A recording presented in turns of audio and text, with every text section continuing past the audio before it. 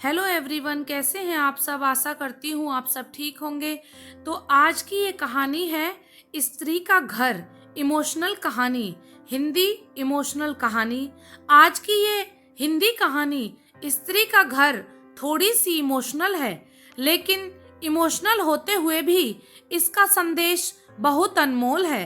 आपकी आंखें थोड़ी नम करने के साथ साथ आपके दिलो दिमाग पर यह कहानी छाप छोड़ जाएगी, इसलिए इसे एक बार पूरी जरूर पढ़िए। स्त्री का घर इमोशनल कहानी। तुम्हें कितनी बार बताया है, मेरे तैयार होने से पहले मेरा नाश्ता तैयार हो जाना चाहिए। शादी के 25 सालों बाद भी मुझे क्यों बार बार एक ही बात बतानी पड़ती है।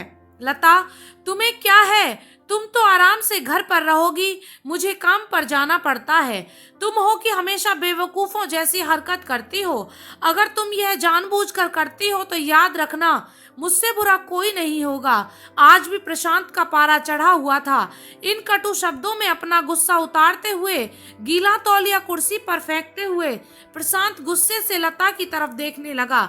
लता के लिए प्रशांत का यह बेवजह का गुस्सा कोई नई बात नहीं थी। वह महीने में 3-4 बार ऐसे ही लता पर बरस पड़ता था। पहले पहले लता उसका विरोध किया करती थी, लेकिन जब कई सालों तक प्रशांत में कोई बदलाव नहीं दिखा तो लता ने खुद को ही बदल दिया।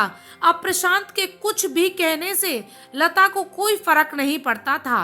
प्रशांत की हर बात वो चुपचाप सिर नीचे झुकाए सुन लेती थी।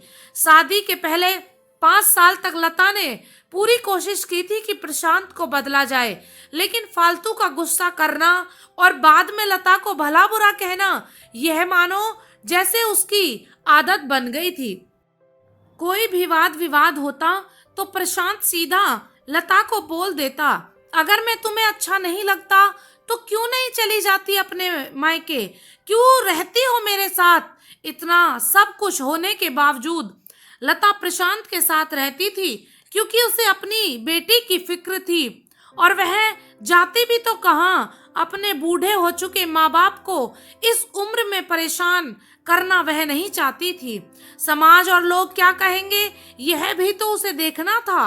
वह इतनी पढ़ी लिखी भी तो नहीं थी कि खुद जाकर कोई नौकरी कर सके और अपना और अपनी बेटी का पालन पोषण कर सके। लता को अब अपनी फिक्र नहीं थी, उसको फिक्र थी तो बस अपनी शादी लायक हो रही बेटी की। लता नहीं चाहती थी कि पति पत्नी के झगड़े की वजह से काव्या डिस्टर्ब हो। काव्या की पढ़ाई पूरी हो चुकी थी, उसके लिए अब शादी के रिश्ते आने लगे थे। कई रिश्तों को काव्या ठुकरा चुकी थी। 2-3 महीने बाद एक अच्छा रिश्ता आया। रिश्तेदारों और पहचान के लोगों ने भी लड़के के बहुत गुणगान किए थे। प्रशांत एक शाम अपनी बेटी के पास बैठकर उसे बताने लगा, काव्या बहुत अच्छा लड़का है, पढ़ा लिखा है, बड़ा घर है, बहुत अच्छी नौकरी है। ऐसे रिश्ते बार बार नहीं आते बेटा, इस बार मना मत करना।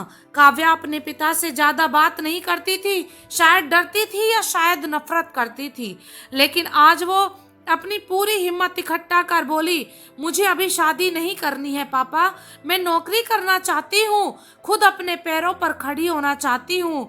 हाँ तो उसमें क्या बड़ी बात है, मैंने लड़के से बात की है, वह तुम्हें किसी बात के लिए नहीं रोकेगा।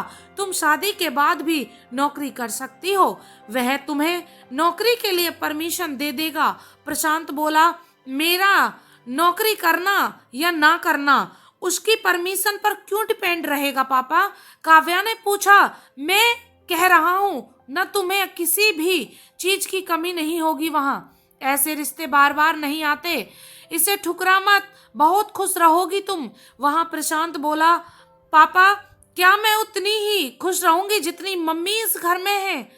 काव्या ने तंज कसते हुए कहा, आज तुम्हारी जवान कुछ ज्यादा नहीं चल रही।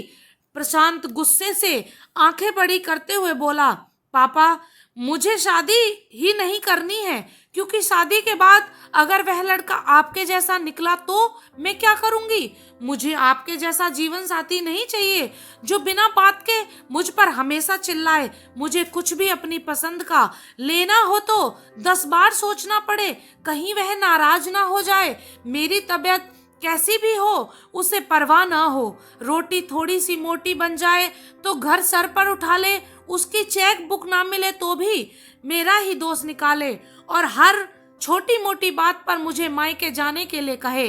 काव्या ने अपना दिल खाली करते हुए पापा से सब कह दिया। प्रशांत का गुस्सा सातवें आसमान पर था, लेकिन उसके मुंह से एक भी शब्द नहीं फूट रहा था। वो काव्या की बातें सुन रहा था। काव्या उतना ही बोलकर चुप नहीं हुई। आज पहली बार वह अपने पापा के सामने इतना कुछ बोल रही थी। पापा, अपने माँ के साथ हमेशा गलत व्यवहार किया है। आप अपने ऑफिस का गुस्सा बिना सोचे समझे माँ पर उतार देते हैं। कभी इस बात की परवाह भी नहीं करते कि उन्हें कैसा लगता होगा। आपकी बातें सुन माँ ने अपना स्वाभिमान खो दिया। प्रशांत आज पहली बार अपने किए बर्तावों को महसूस कर पा रहा था। वो इतना ही बोल पाया, जो तुम्हारा मन है वो करो, मैं तो इतना बुरा हूं ना। काव्या ने प्रशांत का हाथ पकड़ा और बोली, पापा, मुझे सिर्फ एक सवाल का जवाब दे दो। क्या आप चाहेंगे कि मेरा पति आपके जैसा हो? अगर आपका जवाब हाँ है तो कर दीजिए मेरा रिश्ता आज ही, और ना है तो मुझे आत्मनिर्भर बनने दीजिए। प्रशांत कुछ भी ना बोल पाया और वहां से चुपचाप बाहर चला गया। आज उसे लता के सामने जाने में शर्म आ रही थी। चलते चलते उसकी आंखों से आंसू बह रहे थे। प्रशांत ने आज से अपने आप को बदलने का निश्चय किया। अगले दिन से लता ने अपने पति में काफी बदलाव देखा। वह सोचने लगी कि जो हिम्मत काव्या ने दिखाई है, वह हिम्मत अगर मैं पहले ही दिखा देती तो शायद आज परिस्थिति कुछ और होती। अब काव्या पढ़ लिख कर अच्छी नौकरी करने लगी थी और 3 साल बाद उसके लिए एक अच्छा रिश्ता आया। और उसकी विदाई पर प्रशांत बोला, बेटा, तू हमेशा खुश रहेगी क्योंकि तेरा पति तेरे बाप जैसा नहीं है। प्रशांत की यह बात सुनकर लता और काव्या की आंखों से आंसू बहने लगे। दोस्तों, हमारे समाज में औरतों को भले ही देवी का दर्जा दिया जाता है, लेकिन वह स्वतंत्रता नहीं दी जाती जो उन्हें देनी चाहिए। उन्हें बचपन से ही बताया जाता है कि वह पराया धन है। स्कूल से आने में देर हो जाए तो पिटाई मिलती है। मोबाइल पर बातें करते हुए दिख जाएं या खिड़की से झांकते हुए दिख जाएं तो शक किया जाता है। माँ बाप का घर तुम्हारा नहीं है, पति का घर ही तुम्हारा है। जीवन भर यह बातें बताकर उन्हें ससुराल भेज दिया जाता है और एक दिन किसी छोटे मोटे झगड़े में ससुराल वालों से उन्हें सुनना पड़ता है कि इस घर को छोड़ दो और मायके चली जाओ। अब आप ही बताओ दोस्तों, ऐसी स्त्रियों का सच्चा घर कौन सा होता है? आखिरकार वह किस घर को अपना कहे? दोस्तों, उम्मीद है यह कहानी आपके दिल को छू गई होगी। ऐसे ही सीधे दिल तक उतरने वाली कहानियां सुनने के लिए हमारे साथ में जुड़े रहें। धन्यवाद। Bye bye. Take care.